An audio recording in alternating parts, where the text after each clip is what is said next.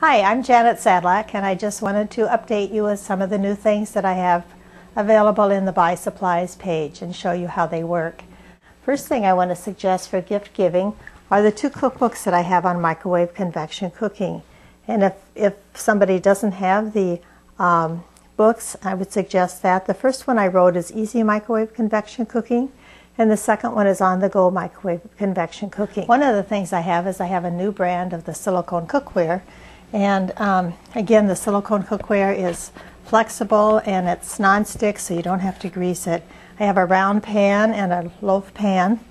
And then I just did a cake mix here. This is a whole package of cake mix that I did in the 9-inch square pan. In this particular pan, I have to trim off the corners for it to rotate. And it sometimes has a little trouble in the sharp oven rotating, but with the cake mix, it rotates just fine on the low rack. And so I just did it on the low mix setting, and there are directions in the cookbook for how to do that.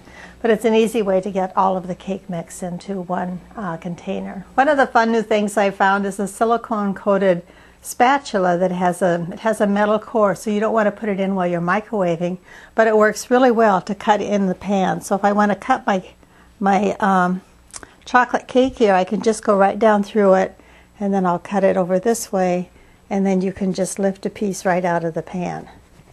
And so you can see how nicely it cuts just with the silicone. And you don't want to use a sharp knife in the pans because that can cut the silicone, but this one works perfectly with it. With the individual muffin cups, I have had to get a new supplier for those, and so they're just slightly different. They still work very similar.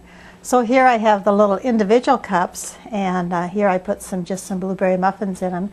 When I baked these, I baked half of them in the 6 individual cups, and then I did half of the batter in the large cups. You can get 2 of the smaller cups into 1 large cup.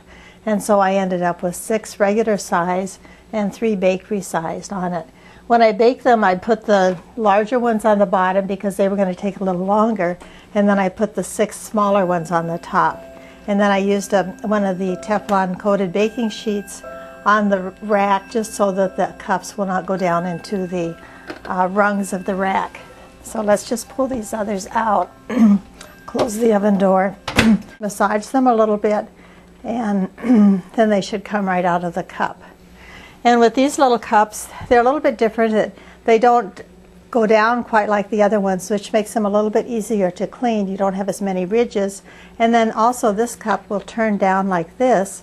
So if I want to do a little tart or a little individual cookie, I can do it with the short side like this. Another fun thing is the steamer, and so I had to get a new supplier for this, and so this one is the one that I like to do the vegetables in. I'm going to show you a pannkuchen in a little bit, which is a puffy pancake that you can do in this. It's the size of an 8-inch pie pan, so you can use it anything that you would do in an 8-inch pie pan. So you can put a fish in here, you can put a piece of chicken, and here I put vegetables in it, and then I can cover it. It has little steamer holes in the top, and then just put it in on either the automatic sensor setting, or I can set my own time with the vegetables on it.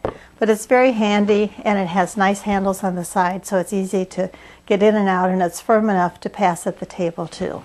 I wanted to show you here, I did a little pannkuchen in the steamer, and this is a recipe that's and I actually have recipes in both of the books, and the oven says that it's done. So let's peek in and see how it looks.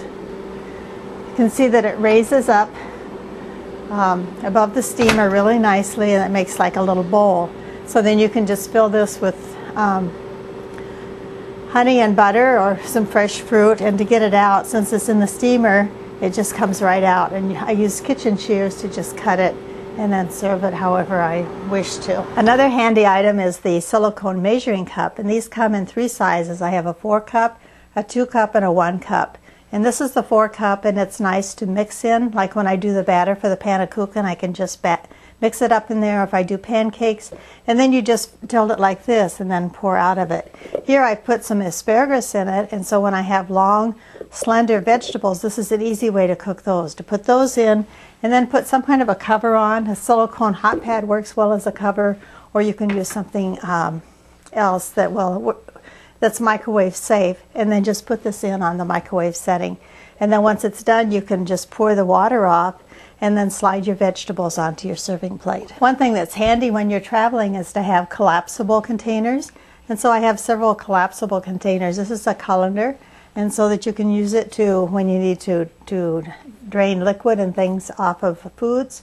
And then you can also, if you want to cook meatballs or like ground beef and you want the juices to drain off, you can use it. If you do meat in it, then just use a brush to get it cleaned up.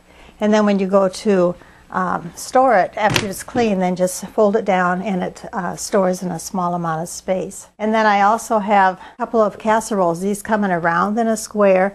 These have a little bit firmer tops, and so you can handle them with one hand.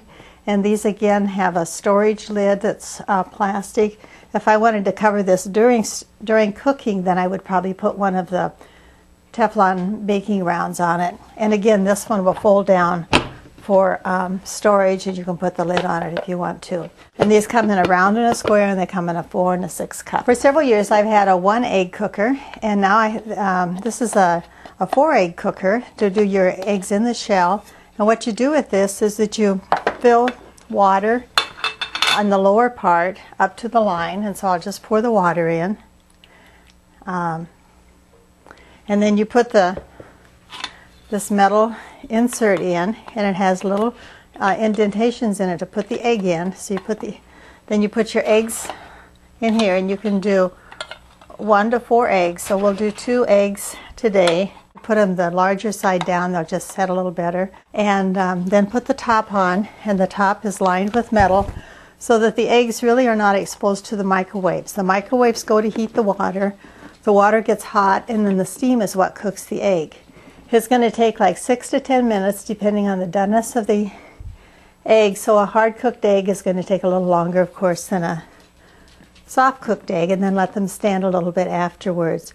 You're going to find that since the eggs are cooking by the steam, it really isn't going to make that much difference in timing whether you're doing 1 egg or 4 eggs. Then another gift idea that's really fun is the microwave spatter screen. This is for microwave use, and this has been a popular item for years as I've been doing a lot of microwave cooking information. And it's really handy to put over foods when you put them in the oven.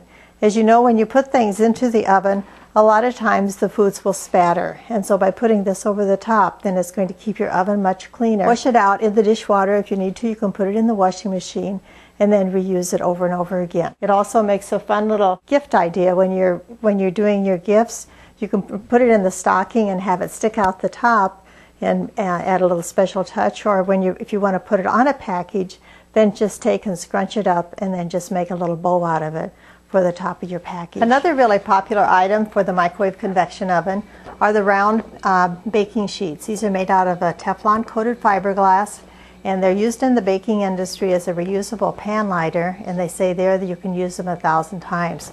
So you just use them, bake on them, catch drips, use them as a cover, and then afterwards you just put them in your dishwater and wash them up. When you're finished, you can leave them in the microwave. You can just leave it on the turntable to help keep it clean. Or if you have more than one, then just roll it up and put it into a paper towel tube to store it. So when you go to do cookies or something like that, what I'm going to do is I'm going to do 2 layers. So I put one of these onto the turntable. I could bake right on the turntable, but this is going to be a whole lot easier to clean up than the turntable itself. So I put one of those on the turntable, and then I put one of these on the high rack. And so then I put cookies on each rack, and then as I put it in the oven, I set the one on top of the other one. Now with this baking sheet, it does tend to be a little bit slippery, so you have to be a little careful. And what I frequently will do is to take one of the silicone hot pads, because they're non-stick, and so I just put that underneath, and then when I put my cookies on the top sheet or whatever I'm putting on there, then it's not going to slide around. So then I can stack these two together and have my food on there, and then I can just put it right into the oven to bake. If I need to, I can do it in 2 steps, so I can put in the tray, get it situated, and then put the rack on top of it, and it's all ready to bake. I hope this has given you a few ideas for how you can use the items that I have available on the website. And if you have an opportunity, would love to see you at one of the upcoming microwave convection classes.